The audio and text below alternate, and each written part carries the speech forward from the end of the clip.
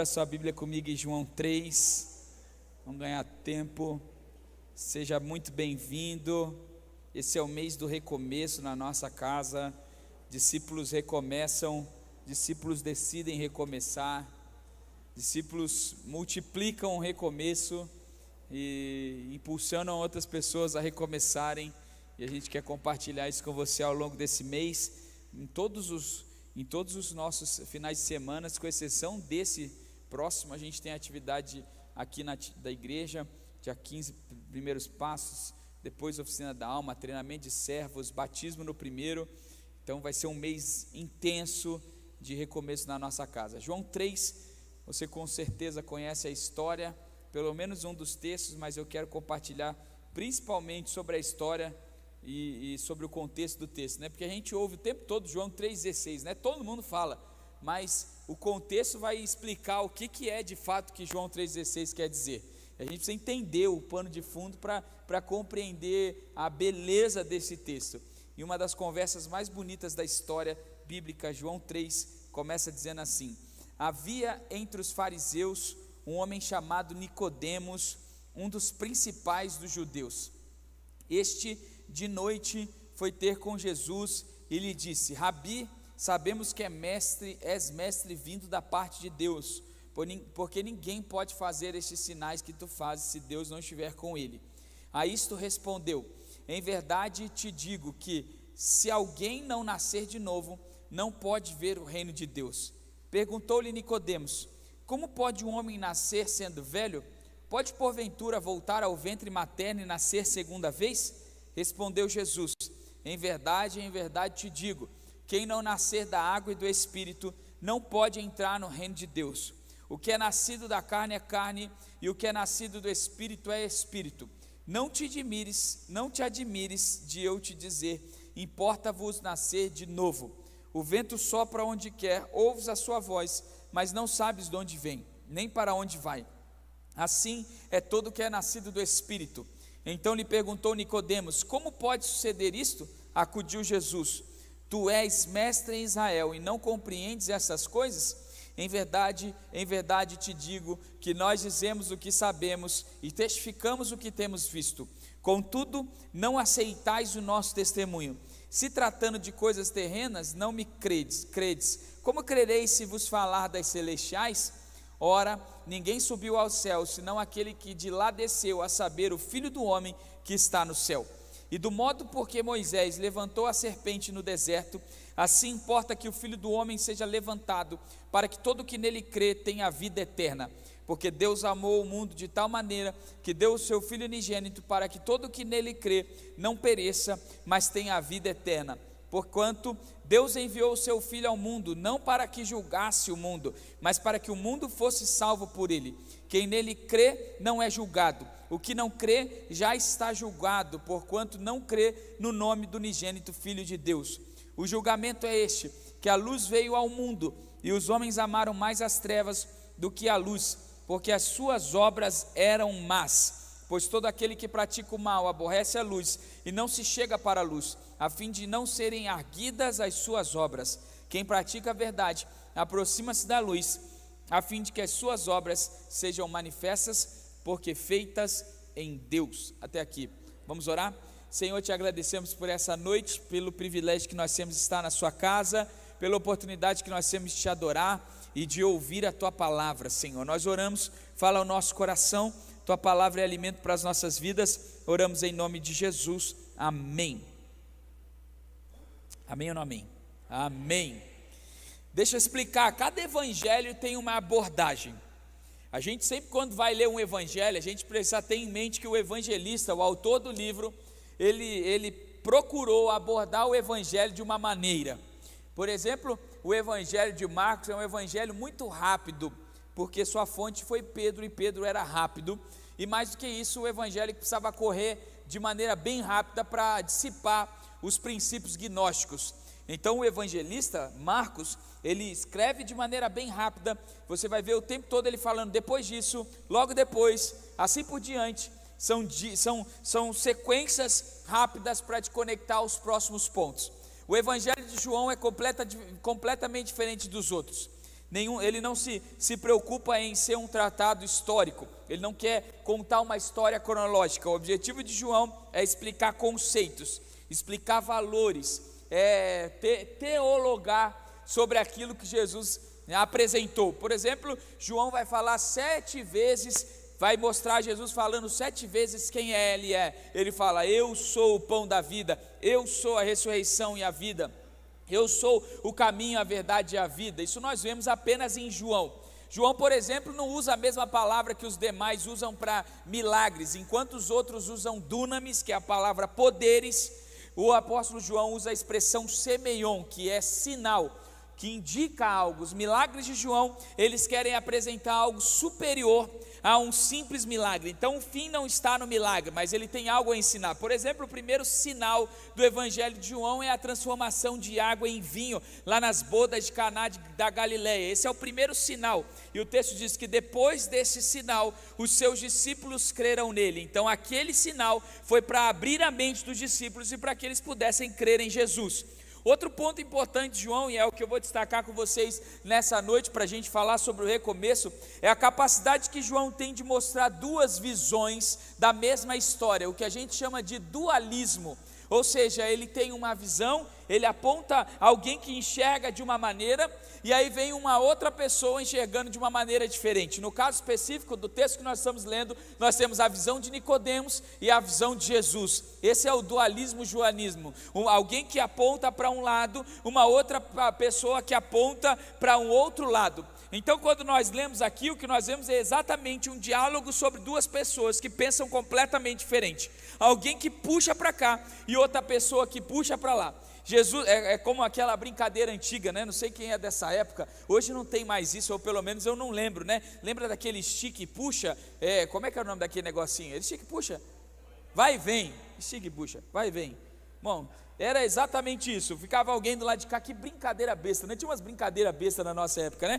Ficava ali meia hora, é igual gangorra. Qual que é a graça? Um sobe, outro desce, um sobe, outro desce, um sobe, outro desce. Ô, brincadeirinha, né? E o vai e vem era a mesma coisa. Um de lá de cá fazia assim, aí o outro,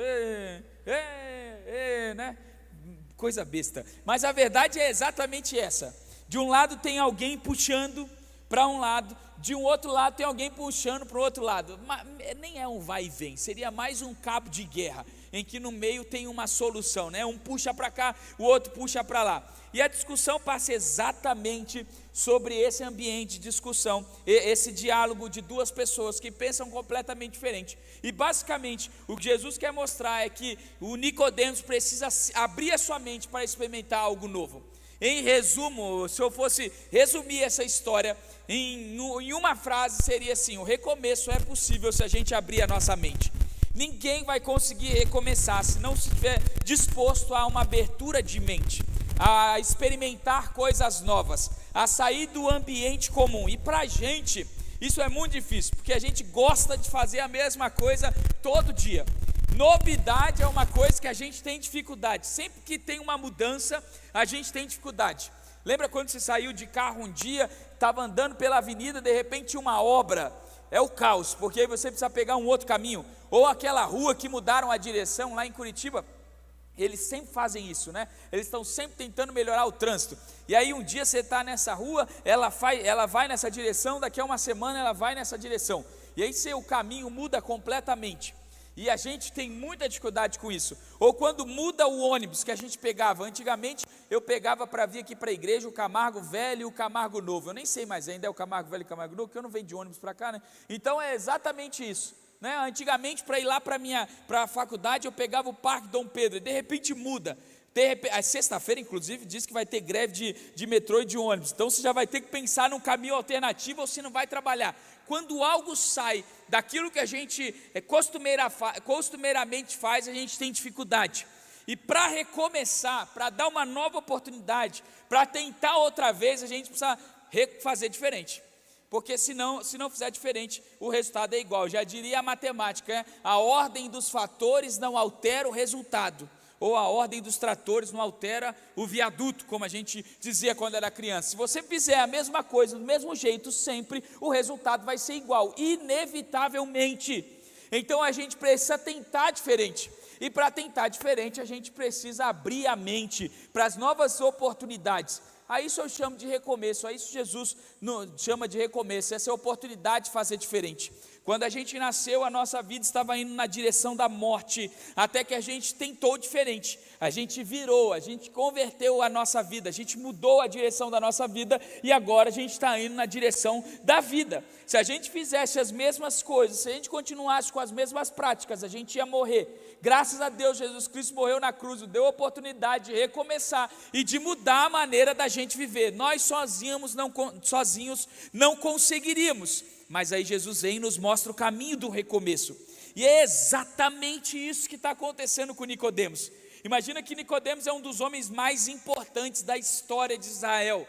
Alguns dizem que ele era parente de Flávio Josefo, um dos maiores historiadores de Israel, um homem muito importante. Até hoje esse livro é lido por teólogos e qualquer um que é apaixonado pela Bíblia. Esse é o tamanho desse homem. A história diz que ele era filho de uma mulher que ficou viúva. O seu pai era alguém importante, mas ele morreu, e essa mulher teve um objetivo na vida, que foi criar os seus filhos e fazer deles homens importantes, e ela conseguiu.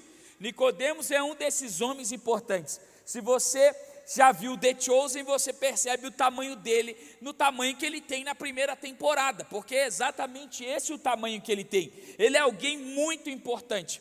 Agora ele se encontra com Jesus, e o encontro com Jesus é justamente porque a sua mente está em confusão com tudo aquilo de novo que Jesus está apresentando, e Jesus precisa alinhar a sua vida para que ele experimente um recomeço. E o diálogo nada mais é do que um alinhamento de vida, um alinhamento de pensamento, para que ele pudesse recomeçar. Vamos acompanhar, vamos ler o texto, porque ele é brilhante, ele é especial, e João deixa isso com muita clareza. Os 3 primeiros versículos, João escreve assim: havia entre os fariseus um homem chamado Nicodemos, um dos principais dos judeus. Este de noite foi ter com Jesus e lhe disse: Rabi, sabemos que és mestre vindo da parte de Deus, porque ninguém pode fazer esses sinais que tu fazes, se Deus não estiver com ele. A isto respondeu Jesus: em verdade te digo, se alguém não nascer de novo, não pode ver o reino de Deus. Primeira coisa que nós já vemos é o encontro que nós temos aqui. O encontro desses dois homens, ele tem muito significado. Nicodemos significa conquistador do povo, ou então digno de reverência. Exatamente esses dois significados foram dados pela sua mãe, porque ela queria que os seus filhos fossem isso, e Nicodemos fosse isso. E de fato isso é o que Nicodemos é. Alguém reverenciado pelo povo, um dos importantes fariseus, um dos homens mais esperados, um dos homens mais respeitados. E ele começa o diálogo com Jesus falando assim: Rabi, sabemos que és mestre vindo da parte de Deus. A expressão Rabi não é uma expressão aleatória. O que Nicodemos, um dos principais, um homem importante de Israel, está dizendo é o seguinte: olha, eu reconheço que você está num nível superior. Eu reconheço que você está em um nível além do meu. Eu reconheço que você é rabi sobre mim. Quando alguém diz que essa pessoa é rabi, ele está dizendo assim: olha, você é o mestre que me ensina, você é o mestre que me discipula, você é o mestre que tem algo para me ensinar. Só que a resposta de Jesus é algo que faz Nicodemos entrar em crise, porque ele está falando assim: de fato, Senhor, o Senhor é importante. De fato, Senhor, o Senhor é chique, o Senhor é algum mestre, o Senhor é alguém que eu tenho que ouvir, e eu gostaria de ouvi-lo. E aí Jesus já começa o diálogo dizendo assim: em verdade te digo, se alguém não nascer de novo, não pode ver o reino de Deus. Jesus não está nem um pouco lixando, me perdoe a expressão, para aquilo que Nicodemos é, e para o conceito que Nicodemos tem ao seu respeito. Ele está dizendo assim: essa conversa só vai iniciar se você der uma nova oportunidade, se você entender que a nova vida só vem com um novo nascimento. Nós só vamos seguir daqui para frente se você entender que você precisa abrir mão de tudo e nascer de novo. Imagina só, irmão, o que Jesus está falando para Nicodemos. Você tem 50, 60 anos, 70 anos, 30 anos, 40 anos.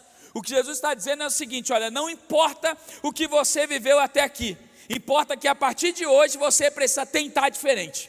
Não importa quais são os conceitos que você tem a seu respeito, o que você carrega na sua vida até hoje, a maneira que você pensa a seu respeito e a respeito do mundo, importa qual é as decisões, qual é a manifestação que você vai ter a partir de hoje, importa que você hoje decida recomeçar, importa que hoje você faça tudo diferente do que você fez até hoje. Todo mundo já viu Matrix, né?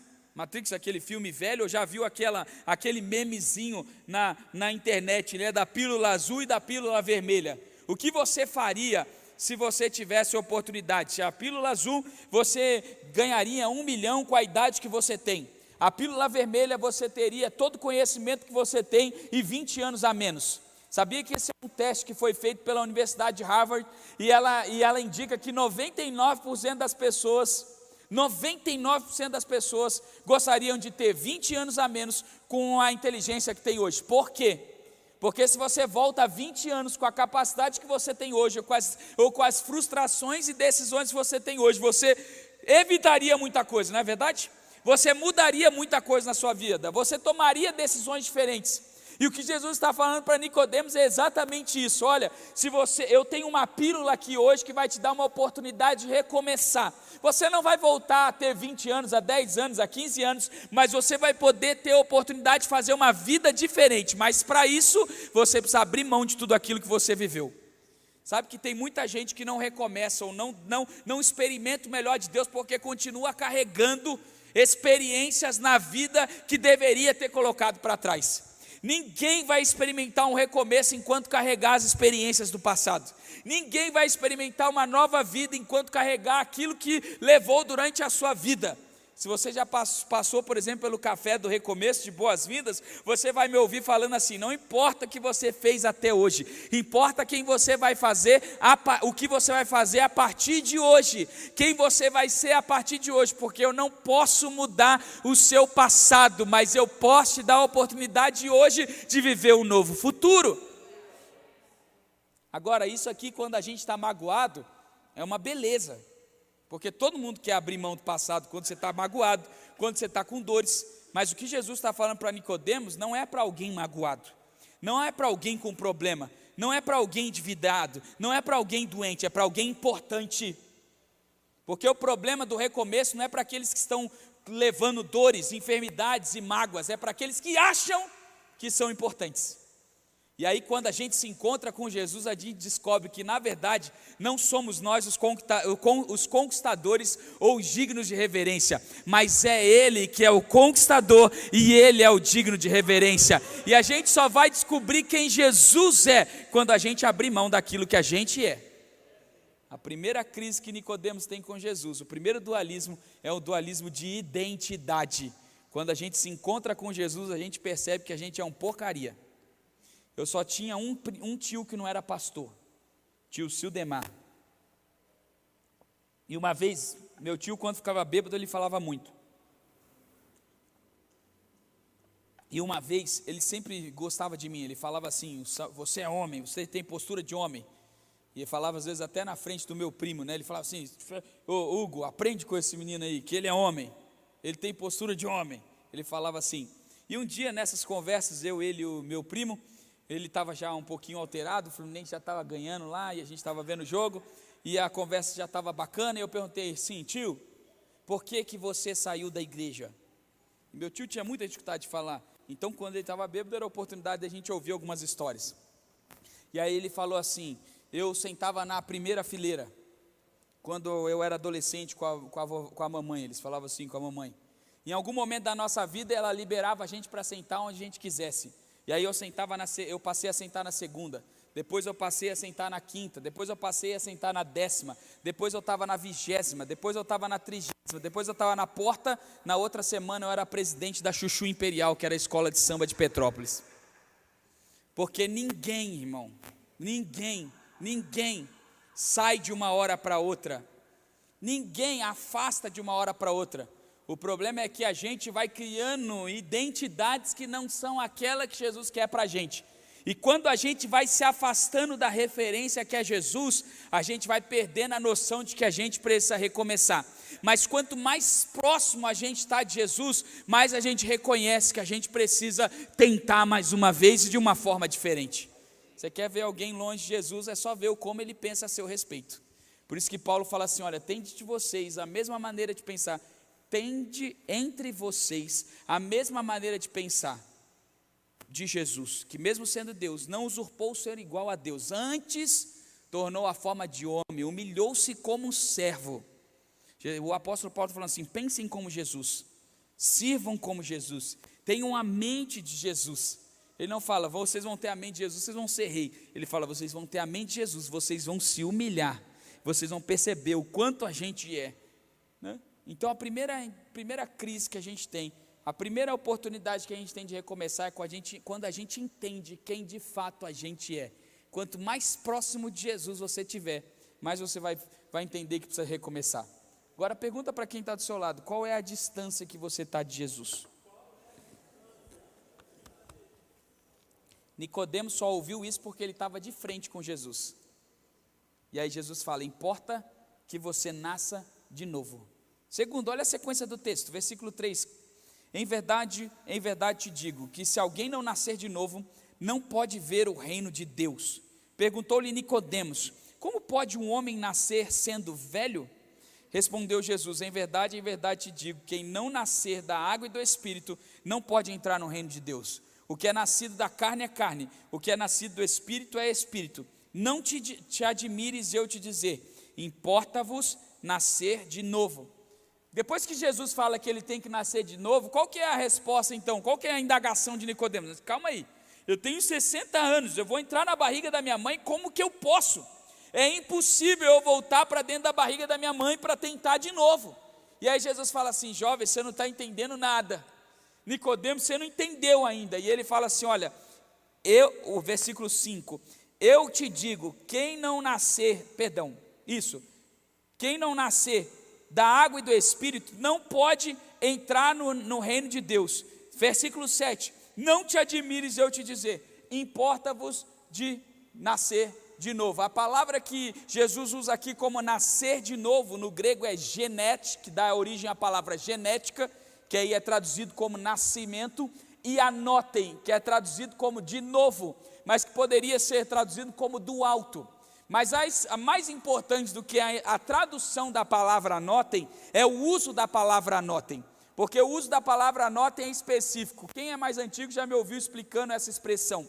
Ele é muito específico. Imagine que quem lembra do jornal Agora? Lembra do jornal Agora? Lembra que lá em 1900, Guaraná com rolha, você precisava fazer coleções de selos do jornal Agora e você trocava por alguma coisa. Larousse Cultural, quem fez a coleção da Larousse Cultural do jornal Agora? Eu fiz coleção da Larousse Cultural. E tinha numa época que teve lá os grandes pintores, aí tinha lá Monet, Picasso. Então você juntava 10 selos e trocava por um quadro do Picasso, 10 selos e trocava por um Monet, 10 selos e trocava pela Mona Lisa do Leonardo da Vinci, lembra disso?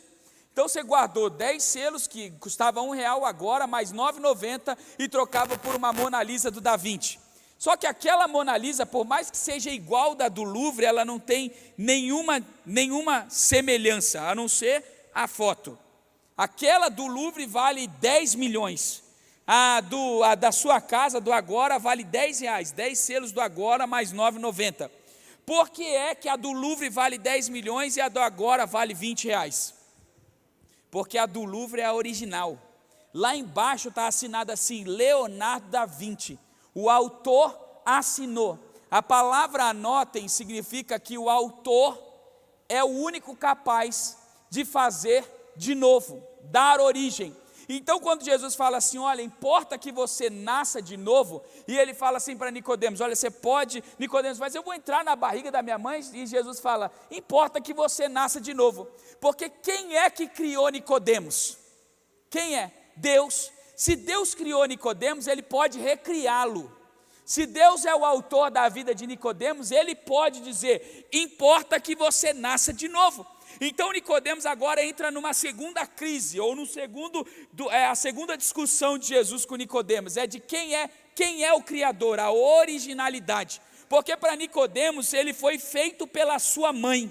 E Jesus está dizendo assim: não foi a sua mãe que te fez, não foi a barriga da sua mãe que te produziu, quem te fez fui eu. E se eu estou dizendo que eu posso te refazer, eu posso te refazer. Aleluia!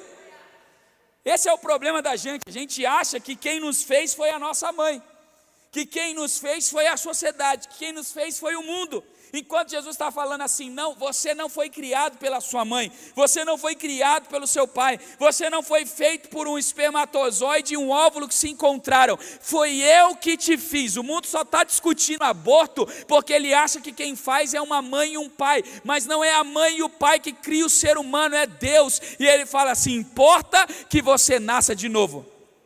Quem não entender que é Jesus o Criador jamais vai recomeçar, porque vai falar assim: mas eu aprendi assim, eu nasci assim, eu recebi isso a minha vida inteira, os meus pais eram assim, a minha mãe era assim, o meu avô era assim. Você já ouviu essa história? Eu nasci assim, eu fui criado assim, eu vou morrer assim. E eu só sei que é a Gabriela porque me contaram, porque eu não via novela e nem é da minha época, mas todo mundo conta isso. Eu repito porque eu aprendi assim. E quanta gente está com a vida lascada porque está repetindo ações que ele ouviu do pai, aprendeu do pai e fala: eu sou assim mesmo. Mas Jesus está falando para a gente hoje: você não é assim, você não foi criado pela sua mãe, pelo seu pai, fui eu que te criei, e se eu te criei, eu posso te recriar. Só pode recomeçar quem entende quem é o verdadeiro Criador, Jesus. Jesus está falando para Nicodemos assim: Nicodemos, não é a sua mãe que te fez, fui eu que te fiz, e se eu te fiz, eu posso te recriar. Quem assina a obra da pintura da nossa vida não é o sobrenome que nós temos, é Jesus. E Ele é que dá o verdadeiro valor. Da mesma maneira que o Da Vinci coloca lá a assinatura, lá naquela pintura que vale 10 milhões, lá no Louvre, em Paris, e essa aqui vale 10 porque não é ele que assinou. Jesus assina a obra da nossa vida, e o valor da nossa vida não é dado pela nossa história, pelos nossos pais, pelo nosso passado, por aquilo que vivemos. O valor da nossa vida quem dá é o nosso Criador, Deus. Então não pense menos a respeito de você, que não seja o que Deus tenha colocado de valor sobre a sua vida. Mas eu não valho nada, a minha história, que o meu passado, tudo que eu fiz, quem disse? Quem disse? Quem diz, quem dá o seu valor é quem te criou, e o nome dele é Jesus. Aleluia. Pergunta para quem está do seu lado: quem assina a obra da sua vida? Terceiro, olha o versículo de número 8. O vento sopra onde quer, ouves a sua voz, mas não sabes de onde vem, nem para onde vai. Assim é todo que é nascido do Espírito. Então lhe perguntou Nicodemos: como pode suceder isso? Acudiu Jesus: tu és mestre em Israel e não compreende essas coisas? Em verdade te digo que nós dizemos o que sabemos e testificamos o que temos visto. Contudo, não aceitais o nosso testemunho. Se tratando de coisas terrenas não me credes, como crereis se vos falar das celestiais? Ora, ninguém subiu ao céu, aquele que de lá desceu, a saber, o Filho do Homem. E aí colchetes, porque essa é uma introdução do apóstolo João, que está no céu, porque aqui Jesus já subiu para o céu de volta. Então aqui olha a confusão, Jesus está falando: se eu desci do céu, agora eu estou aqui, e João agora está falando, mas ele agora já voltou para lá. E do modo que Moisés levantou a serpente no deserto, assim importa que o Filho do Homem seja levantado, para que todo que nele crê tenha a vida eterna. A confusão de Nicodemos aqui deveria não ser tão latente para alguém que é mestre da lei, porque se ele fosse um pouquinho mais astuto, ele se lembraria de um profeta que Deus mandou dar ordem ao vento. Quem lembra? Você nem é Nicodemos e sabe de um profeta que Deus mandou dar ordem ao vento. Me fala alto aí. Deus falou assim: profetiza ao vento. Quem foi? Ezequiel. E você nem é Nicodemos. Nicodemos é um mestre da lei, e sabe que Deus manda dar ordem ao vento. Ele faz o vento direcionar. Por que é uma confusão para alguém isso? Porque ninguém dá ordem ao vento, irmão. Quem é que pode garantir quando o vento vem ou o vento vai? Ainda mais na geografia de Israel. Israel fica num vale, num buraco, para baixo do nível do mar. O Rio Jordão está a 300, 200 metros abaixo do nível do mar. E se você já viveu em um vale, você sabe que o vento canaliza no vale. Venta, você nunca sabe quando um vento vem e quando ele vai. Por isso que os discípulos são enviados para o mar da Galileia, e eles olham para o templo e eles falam: nossa, que dia tranquilo, vamos atravessar para outra margem. Mas de repente vem um vento forte, uma tempestade se inicia, porque você nunca sabe quando os ventos virão. Ninguém dá ordem ao vento. Você sabe quando vai chover? Alguém consegue prever que uma hora vai chover e o vento vai vir? Agora não está ventando, mas pode ventar em qualquer momento. A gente não tem controle sobre o vento. E Jesus está dizendo assim: olha, Nicodemos, assim como o vento sopra para onde quer, e ele está sob o meu controle, assim é aquele que é nascido do Espírito. Porque e aí Nicodemos, mas isso é uma loucura, ninguém pode controlar o vento. A resposta de Jesus é: eu posso. Por que eu posso controlar o vento? Porque eu vim de cima, agora eu estou aqui embaixo, e daqui a pouco eu vou voltar lá para cima. E lá em cima é onde os ventos são controlados. A crise então de Nicodemos é uma crise de direção. Ele não sabe para onde vai, ele está perdido. Qual que é o destino? Para onde? Calma aí, mas eu volto para a barriga da minha mãe, eu não vou. Ele está perdido, ele está no encontro com Jesus sem saber para onde vai. Porque nós já vamos ver qual que é a dúvida dele total, né? Qual que é o grande problema da vida de Nicodemos e desse encontro. Ele está ali perdido. E Jesus estava falando assim: Nicodemos, eu sei a direção. Sabe por que eu posso dar direção? Porque eu vim do céu e eu estou aqui na terra. E depois eu vou voltar para o céu. O que mais me incomoda na vida de alguns cristãos é eles perdidos. É ter gente perdida. Já viu gente que gasta dinheiro com o que não deveria?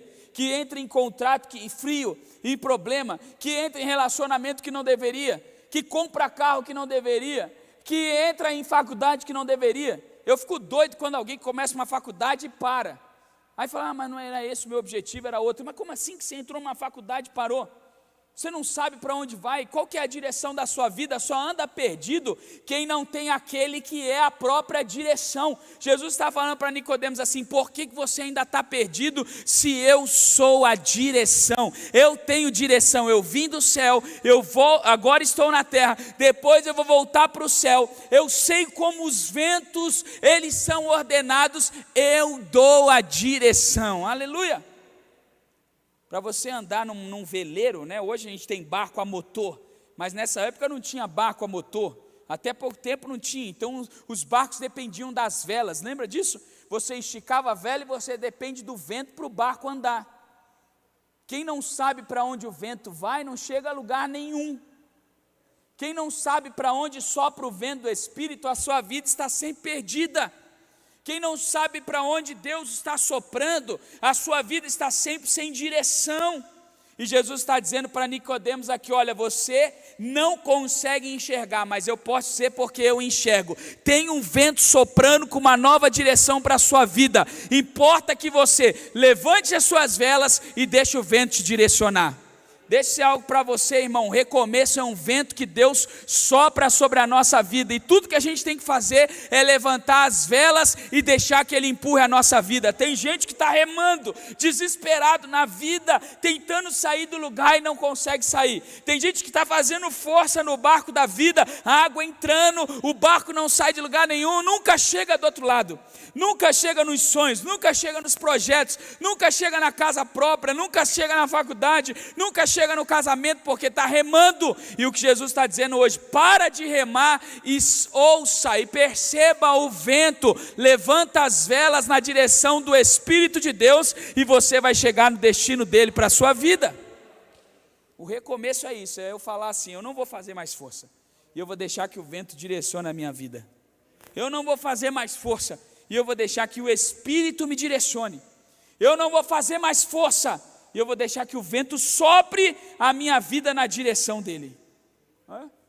Quanta gente está fazendo força e não está chegando a lugar nenhum? Pergunta para quem está do seu lado aí: está fazendo força ou está deixando o vento guiar? É para você refletir a pergunta, por isso que eu estou te perguntando. E aí Jesus termina a conversa no versículo 16 em diante. Porque Deus amou o mundo de tal maneira que deu seu Filho unigênito, para que todo que nele crê não pereça, mas tenha a vida eterna. Porquanto Deus enviou o seu Filho ao mundo, não para que julgasse o mundo, mas para que o mundo fosse salvo por ele. Quem nele crê não é julgado, o que não crê já está julgado, porquanto não crê no nome do unigênito Filho de Deus. E o julgamento é esse. A gente vem até aqui, né, coisa linda, mas a gente precisa ler a sequência para entender qual que é o julgamento que Jesus está falando. A luz veio ao mundo, e os homens amaram mais as trevas do que a luz, porque as suas obras eram más. Pois tudo aquele que pratica o mal aborrece a luz, e não se chega para a luz, a fim de não serem arguidas as suas obras. Quem pratica a verdade aproxima-se da luz, a fim de que as suas obras sejam manifestas, porque feitas em Deus. Vamos voltar lá no comecinho, bem no comecinho do texto. O texto começa dizendo assim, olha, versículo 1, volta lá, coloca na tela aí para mim. Havia entre os fariseus um homem chamado Nicodemos, um dos principais judeus, versículo 2, este foi ter, que horas? De noite, eu não sei se você sabe, mas ninguém sai de noite, na época de Jesus. Sabe por que as pessoas não saem de noite? Porque de noite é perigoso. Então alguém de família não sai de noite, alguém que é respeitado não sai de casa durante a noite. A pergunta é, por que Nicodemos vai encontrar com Jesus de noite? Porque ele não quer ser visto. Ele é um dos principais fariseus, e ser visto com Jesus é um problema sério, não é isso? Até porque Jesus é o cara que prega contra os amigos dele, prega contra os fariseus. Agora você vai entender o que Jesus diz no versículo 19, o julgamento é este, que a luz veio ao mundo, e os homens amaram mais as trevas do que a luz, porque as suas obras eram mais. Jesus estava falando assim para Nicodemos, ei Nicodemos, eu sei que você veio encontrar comigo de noite, eu sei que você veio se encontrar comigo de noite porque você não queria ser visto, mas deixa eu te dizer algo mais problemático do que sair à noite escura, física, do mundo, é sair à noite da mente, é quando a sua mente é escura. Um dos filósofos mais importantes, que é Platão, ele falava assim, o real problema não são as crianças terem medo do escuro, são os homens terem medo da luz. Platão veio antes de Jesus, e João era muito inteligente, é bem possível que ele tenha feito uma referência a Platão nessa frase aqui, nessa interpretação desse texto, porque é exatamente isso que Jesus está falando. Jesus está falando assim, Nicodemos, o problema não é você se encontrar comigo de noite, o problema não é você ficar com medo das pessoas me verem, o problema são as pessoas que têm a sua mente obscurecida. O problema não é a noite lá fora, o problema é a noite aqui. O problema não é a escuridão lá fora, o problema é a escuridão aqui, porque todo recomeço é uma luz que vem sobre a escuridão. Mas para que eu seja iluminado na minha mente, eu preciso me abrir para essa luz. E ele fala assim, sabe por que as pessoas odeiam a luz, Nicodemos? É porque elas amam mais as suas obras más, e a luz, ela aborrece a escuridão.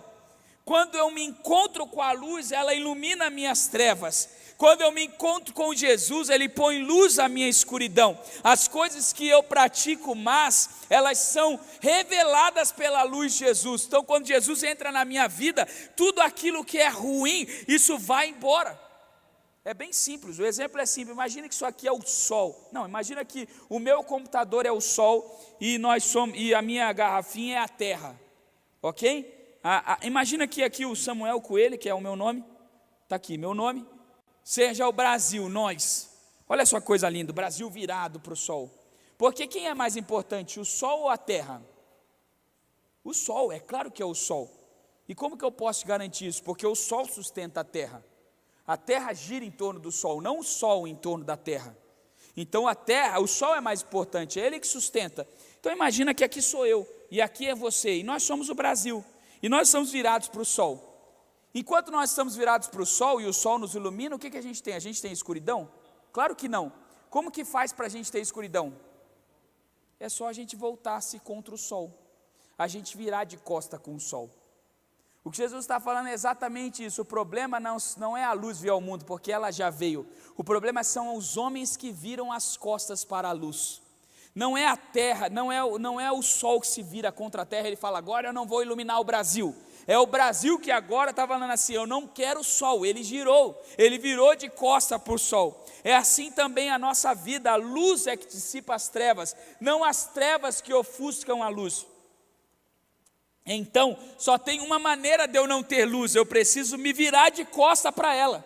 E Jesus está falando isso para Nicodemo: você teve um dia inteiro para me encontrar enquanto era sol, mas você veio de noite, porque você não queria ser visto, você achou que esconderia a sua vida. E sabe qual é o problema da gente não recomeçar? E porque muita gente não experimenta a plenitude do recomeço, é porque para viver o recomeço eu preciso abrir toda a minha vida, para que o sol ilumine tudo que eu tenho. Não dá para esconder uma parte de mim, não dá para esconder um pedaço. Jesus ilumina só a sala, mas o quarto não. Ilumina só o meu trabalho, mas o casamento não. Ilumina só as minhas finanças, mas a minha vida conjugal não. Quando a luz vem sobre a vida, ela ilumina tudo, e tudo que é mal precisa ir embora, porque a luz é mais forte que as trevas. Quando eu decido recomeçar, eu recebo uma luz muito forte na minha vida. E aí eu só tenho uma opção: ou eu falo assim, eu quero, ou eu me viro de costa. E sabe por que tem muita gente que ainda está sofrendo na caminhada? Porque tem muita gente que ainda está vivendo uma vida de caos, porque está virando a sua vida, virando de costas, virando a sua vida para aquilo que Jesus tem para ela, de maneira completa. Não dá para entregar uma parte. Não dá para encontrar Jesus de noite e depois viver uma vida de fariseu. Não dá para encontrar com Jesus e falar: eu quero isso, eu só quero essa parte do evangelho, eu só quero esse pedacinho do recomeço, eu só quero essa possibilidade que não entra nessa parte, não toca nessa parte. Para viver a plenitude do recomeço, eu preciso jogar a minha vida para o sol e falar: Senhor, ilumina tudo.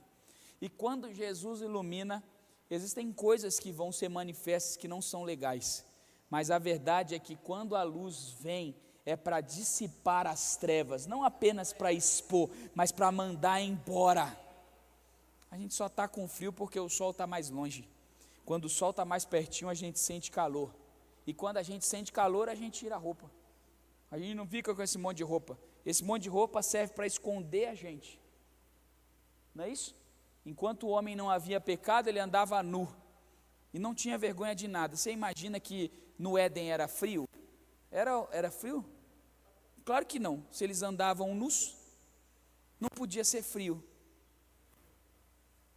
O que vem depois do pecado é o homem se escondendo. É o homem colocando roupas para esconder. Quando eu não tenho o que esconder, quando eu tenho o sol brilhando sobre a minha vida, como eu não tenho vergonha daquilo que eu tenho, eu posso andar nu. Ninguém aqui vai andar nu, né, irmão? Claro que não. Mas no céu, ninguém vai ter vergonha de nada. Porque a luz do Senhor que brilha sobre toda a eternidade, ela vai expor quem nós somos de verdade. E não haverá mais nada que nos afaste da beleza de Jesus. Se Ele é santo, nós seremos santos. Se Ele é amor, nós seremos amor. Se Ele é graça, nós seremos graça. Tudo que Ele é, será exposto em quem nós somos, quando nós não tivermos nada para nos esconder um dos outros e dele. A crise final de Nicodemo é uma crise de iluminação, uma crise de razão. Jesus está falando assim: enquanto você estiver pensando muito, você não vai conseguir ver a luz completa. O dia que você se abrir para isso, você vai receber a luz em todo o ser. Tem gente que está em crise porque está pensando: como será? Não é como será, deixa a luz brilhar. Deixa a luz brilhar. E se ele entrar no meu quarto? Deixa ele entrar. E se ele entrar naquela área da minha vida que ainda é vergonhosa para mim? Deixa que ele brilhe ali. E se eu expuser as minhas falhas? Deixa que ele jogue luz. Porque quando a luz vier sobre os seus pecados, suas falhas, eles vão se dissipar. Ninguém vê pecado onde tem a luz do Senhor. A nossa ignorância é pensar que quando a gente está com alguma coisa, escondendo algo, a gente pensa assim: isso aqui é melhor para mim. Sendo que o melhor nunca foi esconder, sempre foi expor. A exposição é curativa, porque quando eu exponho, eu deixo de manifestar aquilo que eu tenho ou aquilo que eu fui, e eu começo a manifestar aquilo que Ele é. Se eu pequei, quando eu escondo, eu sou um pecador, mas quando eu manifesto, eu sou perdoado. Se eu traí, quando eu escondo, eu sou um adúltero, mas quando eu exponho, eu sou um amado. Se eu roubei, quando eu exponho, eu sou um ladrão. Quando eu escondo, eu sou um ladrão. Se eu exponho, eu sou aquele irmão da cruz do Calvário que ouviu assim: hoje mesmo estarás comigo no paraíso. Enquanto a gente achar que esconder alguma coisa nos faz mais felizes ou mais abençoados, a gente se afasta da luz. Mas quando a gente tem a capacidade de se abrir para a luz, ela ilumina toda a nossa vida e ela manifesta a nossa verdadeira identidade, aquilo que a gente é em Jesus Cristo. Eu quero te convidar a recomeçar nessa noite. Vamos fazer isso? Fica de pé.